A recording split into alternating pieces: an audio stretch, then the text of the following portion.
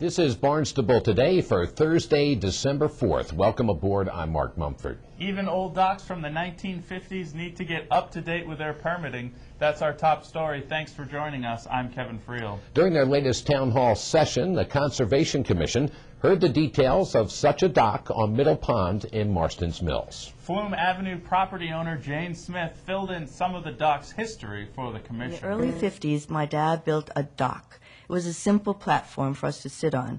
It had cement blocks that held it up. I have no idea if he got a permit to do so, and I have looked through the old papers in his files to try and find one. Over the years, that dock has always stayed in the same place, and it was the same size, but went through some changes. And I'm enclosing pictures so that you can see the changes. Conservation Commission Chair Dennis Houle told the property owner in question that she has plenty of company when it comes to old docks that need updated permits. Built in the early 50s. Right. There was a period in the late 80s, around 1988, 89, 1990, when a lot of these piers that had been in place for a long time had to go through the permitting process. It was a very easy application process. Apparently, we didn't. You didn't do that. My dad died in 1988, and so I really didn't know anything about that kind of thing. And I apologize for that, and I'm negligent in that. And I do want to rectify that if we can. You got plenty of historical documentation here to show that the dock had been long existing. Long existing. And that will help you with getting it permitted now by applying to Natural Heritage and to show that it's been there for a long time. And as a result, you could, in your application, say that, you know, that it has had, you could probably tell them that it's had no negative impacts or something like that. So that would be an advantage to you. You can clearly document that it's not a new pier that you're putting in. Right. In 2003, January, is that when we began to resurrect the dock there. So that January, our builder, we told him we needed to repair the dock and get it ready, and so he did. Now, I realized he told me, I said, what about, shouldn't we get a permit for this? And he told me, Jane, this is your property, and this dock has been here forever and ever. All I'm doing is just putting in new boards to replace the rotten ones. I'm using, he used concrete discs here, dry well discs. All the work was done by hand. There was no machines at all down there. He did bring down a generator so that he could have his power saw going, because there's no electricity down the property. He made one mistake. He didn't check to see if any permits were necessary. And so I went on his advice, not on my own gut feeling. So we understand that, and there are many property owners on the Indian Lakes who have these docks and are now finding out that they need to be permitted or didn't come in during the period when it should have been done. So we understand that, and given the fact that, as I said, you can document it, it will make your permitting experience with Natural Heritage easier than it otherwise would be. How do I go about that, sir? I can. What we would do is, under these circumstances, if the commission were willing, they would perhaps allow the dock to be kept in place while you go through the filing procedure, and normally we give people up to 60 days to file a notice of intent in order to be able to get this permitting process moving forward, and you can work that out with staff. Rob Gatewood of the Conservation Commission added his perspective on the process ahead. I don't know to what extent Darcy's covered this with the applicant. Although the Commission stands ready to let your pier remain while you go through permitting, I just want to point out that the permitting process, even for an old, long-established pier, isn't easy. Okay, so you'll have to retain a surveyor to do a plan.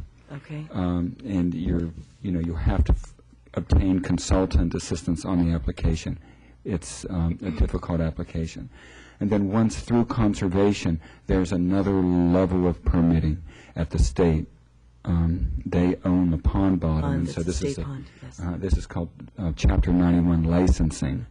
And so your plans will be packaged up and shipped off to them. It's a passive process, but there'll be 2 layers of permitting, and in the end, you'll have recordable instruments at the Registry of Deeds then verifying your permits for that pier on that property. That would If you would like to see the entire Conservation Commission hearing or any of the other meetings here in town, you can find them in the on-demand video section at the town's website, town.barnstable.ma.us. Meanwhile, yesterday in his town council meeting preview, Assistant Town Manager Tom Lynch outlined a busy agenda for this evening's town council meeting. However, also at this evening's session, there will be a sense of the changing of the guard as a town council leadership change is approaching. What direction it will go in through the next year, and who the officers will be of the council. You're right. They've just completed their strategic planning process. They'll be looking at, to adopt the budget policy. And on Thursday night, they will be nominating the new council president and council vice president. And then at the meeting on December 18th, to check on that, December 18th, they'll actually, vote on them. So this will be Janet Jocum's last official meeting, I believe, and, she's had a lot of accomplishments as the council has worked on a lot of different issues, so we'll usher out one era and bring in another. Great, Tom. Well, thanks for coming on the show today. Thank you very much, Kevin. At this week's Town Hall press conference, Council President Janet Jocum answered questions from Quantum Broadcasting's Matt Pitta about her thoughts. Gee, that's catching me off guard. I usually don't do personal stuff during the press conference. Well, that's part of it in terms of... Yeah, but it's been an interesting 2 years, and I've really enjoyed it. It's a challenging group. Of course, it was full of a little bit more stress than most presidents, but I think that we got through all of that. I'll keep you on the spot. What would be some of your accomplishments, you think, as you led the council over the last couple of times? Well, I mean, getting this group to work together, doing our strategic plan, we did a lot of work with appointments. I haven't really had a chance to think about all of that. It's been a lot of work. Any thoughts at this point who you think is going to come forward? Yeah, but I'm not going to say anything yet. Yeah. Okay. I mean, I know who I'm going to vote for. Consolidation of schools. Right, I know. I mean, I'll leave the table and think of all the things that have happened, but the consolidation of the schools, the budget work that we've done, there's been a lot of work. I mean, I've dedicated a lot of myself and time into this position. And I've enjoyed it, and I am looking forward to the free time, well, not free time. I never have free time. But with a little melancholy. I mean, I've enjoyed it and I'll miss it. But I'm also looking forward to being able to participate in debates again. That's one thing that a president can't do. And I've had to bite my tongue a lot lately.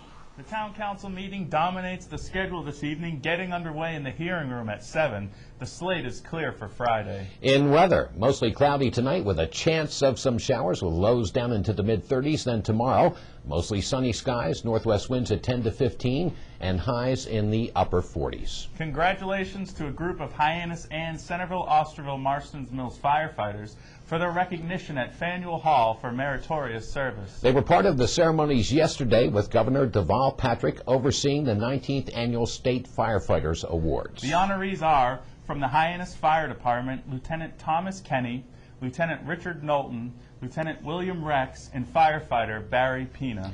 Also from Hyannis, firefighter Richard Randall, firefighter Gregory Dardia, firefighter Brian Lawrence, firefighter Michael Medeiros, firefighter John Daly, and firefighter Richard Alger. And from the Centerville, Osterville, Marston's Mills Fire Department, Master Mechanic David Scott. The firefighters from here in town were honored for rescuing a worker at a laundry whose arm was trapped in a machine that does folding. That incident happened back in the middle of June.